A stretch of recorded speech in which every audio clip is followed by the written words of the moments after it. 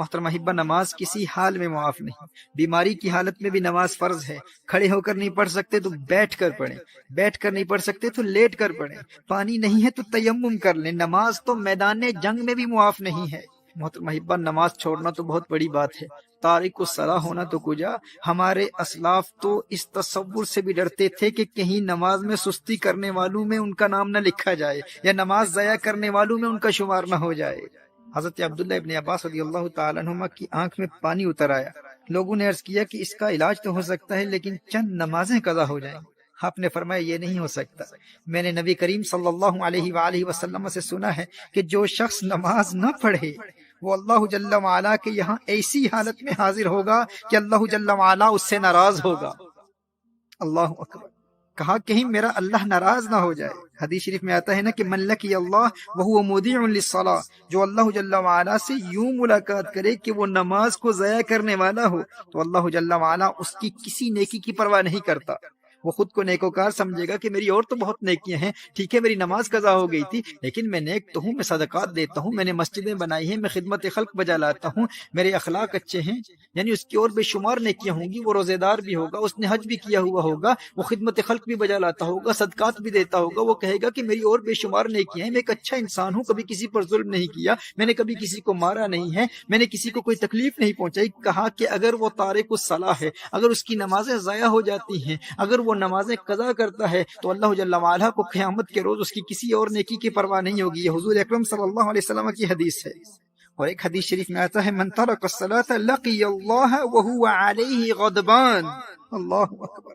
کہا کہ جس نے نماز ترک کی قیامت کے روز وہ اللہ جل وعلا سے اس حال میں ملے گا کہ اللہ اس سے ناراض ہوگا اور اس سے اللہ کے غضب کا سامنا کرنا پڑے گا۔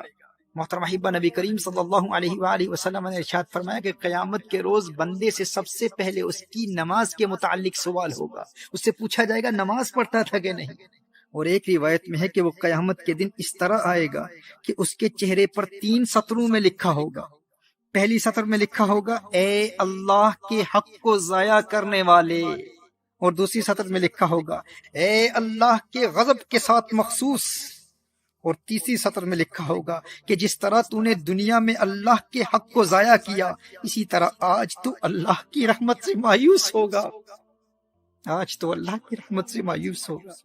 میں حضرت ابن عباس رضی اللہ تعالیٰ عنہما کے حوالے سے عرض کر رہا تھا کہ آنکھ میں پانی اتر آیا اور لوگوں نے عرض کیا کہ اس کا علاج یہ ہے کہ چند دنوں کی نمازیں قضا ہو جائیں گی۔ فرمایا یہ نہیں ہو سکتا، کیونکہ میں نے نبی کریم صلی اللہ علیہ وسلم سے سنا ہے کہ جو شخص نماز نہ پڑھے وہ اللہ جل وعلا کے یہاں ایسی حالت میں حاضر ہوگا کہ اللہ اس سے ناراض ہوگا۔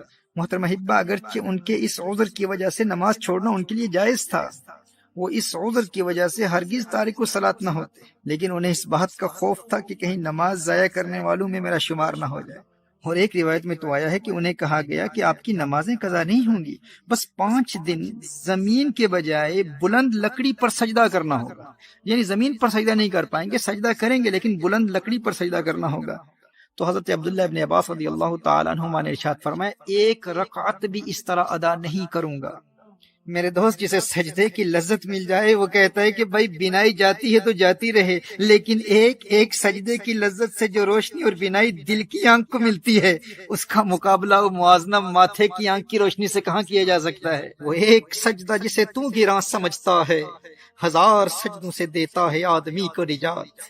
وہ سجدہ روح زمیں جس سے کانپ جاتی تھی اسی کو آج ترستے ہیں ممبر و محراب۔ ویسے تو مسجدوں میں ہزاروں سجدے کرنے والے ہوتے ہیں، لیکن جس سجدے کو آج ممبر و محراب ترستے ہیں وہ سجدہ کون سا ہے؟ یہ وہ سجدہ ہے جو اس قدر انہماک قلب اور حضوری قلب سے ادا کیا جاتا ہے کہ بندے میں ایسی انقلابی روح پیدا کر دیتا ہے کہ بندہ در در کی ٹھوکریں کھانے سے ہمیشہ ہمیشہ کے لیے آزاد ہو جاتا ہے۔ در در دیے در در نالوں در بن جا ایک دردا، چول کتا کیوں اخویندہ ہے در بن وقتاں وردہ۔ جب وہ ایک در کا در بن جاتا ہے پھر اللہ جل وعلا اسے در در کی در در سے ہمیشہ ہمیشہ کے لیے آزاد کر دیتا ہے۔ جب وہ اللہ کی بارگاہ کا منگتا بن جاتا ہے پھر کسی اور کی بارگاہ میں جولی پھیلانے کی حاجت کبھی پیش نہیں آتی۔ در در دیے در در نالوں در بن جا ایک دردا، چول کتا کیوں اخویندہ ہے در بن وقتاں وردہ۔ وہیں سجدہ ہے لائق اہتمام کہ ہو جس سے ہر سجدہ تجھ پہ حرام۔